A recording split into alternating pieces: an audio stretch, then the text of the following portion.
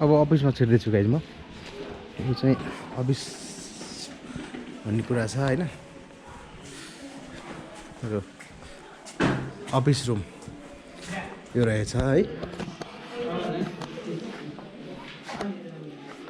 Hello hello नमस्कार नमस्कार।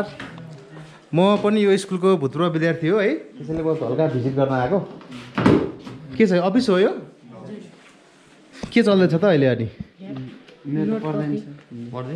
Question book practice note हो? ठिक छ ल।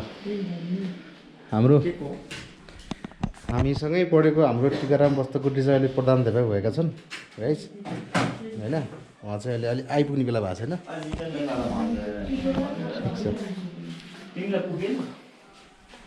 कतिजना हुनुहुन्छ अहिले यहाँ टिचर चाहिँ? हामी 17 जना। तपाईँको नाम चाहिँ? एमढुङ्गाना। एमढुङ्गाना। तपाईँ चाहिँ कुन सब्जेक्ट पढ्नुभयो? इकोनोमिक्स। इकोनोमिक्स माविको। ठिक छ ल। तिम्रो कति क्लास अरे भाइहरू? 10 10?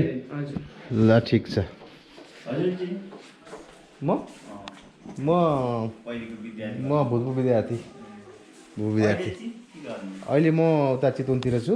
सामान्य मेरो आफ्नो व्यवसाय छ। हामी क्लासमेट हो कि टिकाराम र हामी। त्यही भएर अब यो त पहिला त अर्कै संरचना थियो हामीले पढ्ने बेलामा, अहिले टोटल्ली चेन्ज भयो।